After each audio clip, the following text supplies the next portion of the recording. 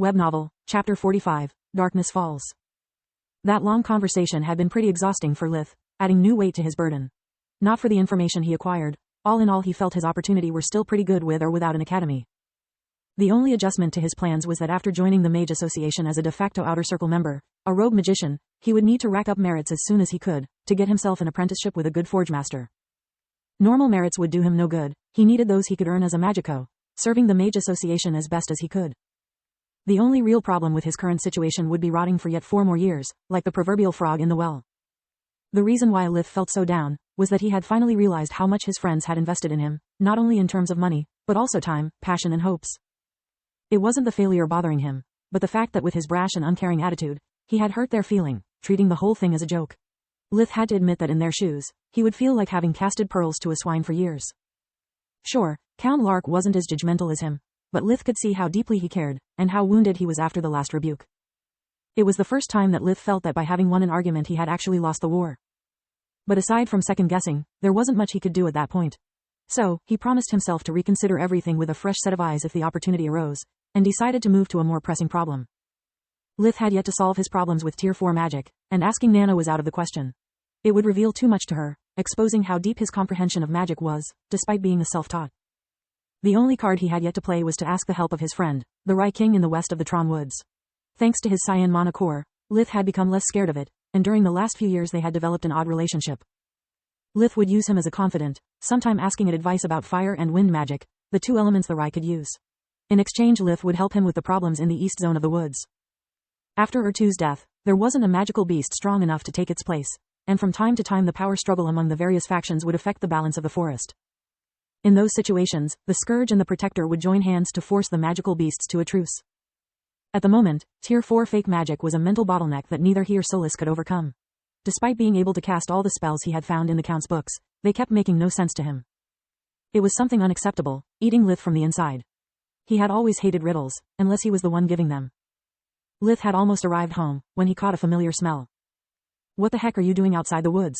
If someone sees you, it could trigger a witch hunt. The last thing I need right now is you having a bounty on your head and me having to explain why I'm not interested.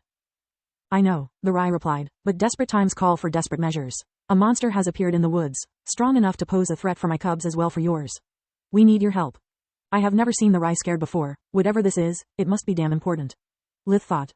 After agreeing to help, the Rye asked him to hop on its back, before running at full speed towards the woods. Between the use of air fusion and its physical prowess, Protector was able to easily reach the 300 km per hour, 186 miles per hour, it would be a short trip. When going so fast, the Rye would conjure a wedge-shaped wind blade in front of itself, so to protect their eyes and face from insects and dust, that at that speed would hit them with the strength of a bullet. It would also create a slipstream effect, allowing it to go even faster. Lith's horsemanship amounted to the result of one lesson, 2 lifetimes ago, so he needed all his focus and willpower to not fall down. The Rye had a thick and soft fur, but not being able to follow its movements, he was forced to use both earth fusion and light fusion to prevent permanent damage to his nether regions. What the F***ck it's this thing. Is it really necessary to go so fast? If it keeps like this, I don't know if there will be enough of me left to do anything. Quit whining, we are almost there. And yes, speed is of the utmost importance when facing an abomination. Lith's mind went through all the bestiaries he had in Solispedia and all his tabletop and video games RPG memories before giving up. What the heck is an abomination? Why is it so dangerous? You don't understand. We don't call it abomination for what it does, but for what it is. They were headed north, in a region of the woods that he had never visited before. It started slowly, like the tension in the air before a storm. Only when they got deeper in the woods, Lith could understand what the Rye meant. Soon the grass started to thin out, until there was none at all. The earth laid bare, with no undergrowth of any kind, dried and crumbling as after a month's lasting drought. The trees around them had their bark completely blackened out. They had no leaves nor branches left standing, resembling giant wooden stakes. There was no sound at all, everything seemed out of a post-apocalyptic movie, after a nuclear fallout. The natural landscape was completely destroyed as far the eye could see. After a while Lith could clearly hear the sounds from a battle, so he focused his eyes, enhancing his eyesight. They were closing in to some kind of moving shadow, locked in ranged combat with a Gyalad, a stag magical beast with a shoulder height of over 2 meters, 7 feet, and weighing at least 900 kilograms, 2,000 pounds, its fur light brown with shades of blue. Attacking the shadow from the flank, there was also a Shife, a puma magical beast as big as a tiger, with a shoulder height 1.5 meters, 5 feet, and weighing over 300 kilograms, 660 pounds. It had a honey-colored fur with shades of green.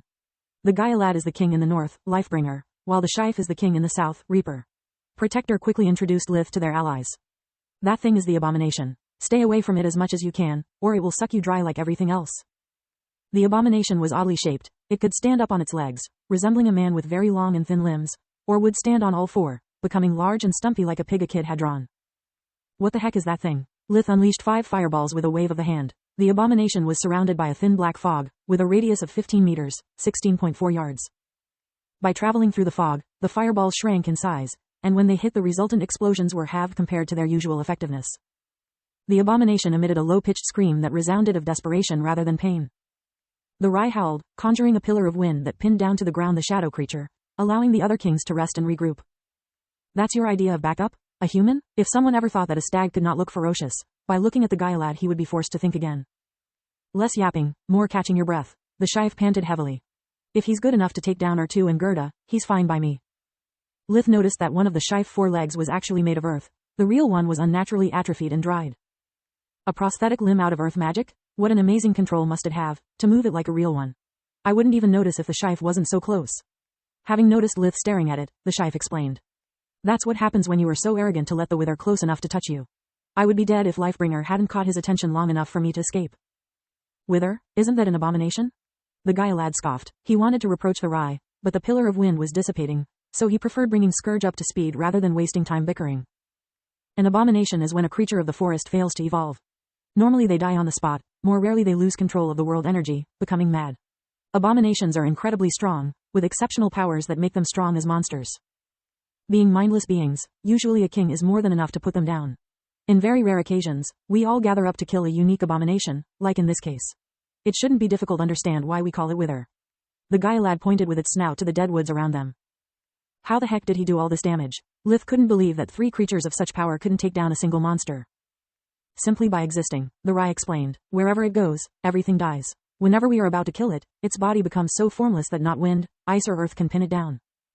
So, it escapes to a healthy zone of the woods, heal itself, and we have to start everything from scratch. We are fighting it from 3 days, we can't hold on much longer. That's why I decided to ask for your help, Scourge.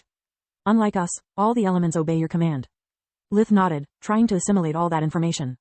They are fighting from 3 days? Holy sh*T, that's some stamina. Solus, analysis. Yes, Skipper, I mean Lith. All the kings have a cyan mana core, but the Protector is the one more likely to have a breakthrough in a few years. I meant the Wither, misty aura, shadow body. Is it an undead? Lith watched the creature writhe and moan under the dissolving pillar. According to Earth's fantasy literature and the New World lore, undead were supposed to have red glowing eyes. The Wither's orbits were pitch black, like the rest of its body. It's not an undead. Its life force is nothing like I have ever seen before, and neither is its magic aura. What the heck could a black mana core mean?